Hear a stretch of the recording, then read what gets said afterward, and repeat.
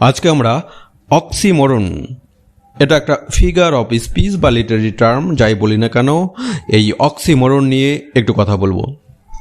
এই অক্সিমোরন হলো এমন একটি ফিগার অফ স্পিচ যেখানে পরস্পর বিরোধী বা বিপরীত অর্থের দুটি শব্দ একসাথে ব্যবহার করা হয় যাতে বিশেষ অর্থ বা প্রভাব তৈরি হয়।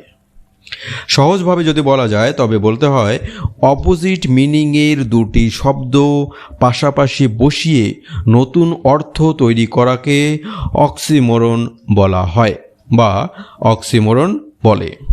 যেমন sweet pain, bitter sweet, open secret, এগুলো হচ্ছে অক্সিমোরনের উদাহরণ।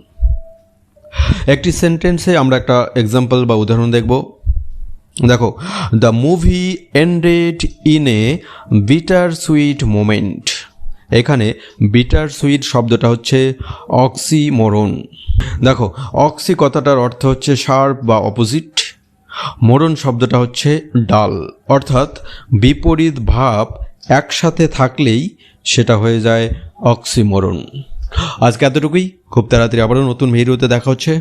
ততক্ষণ take care, tata bye, thank you.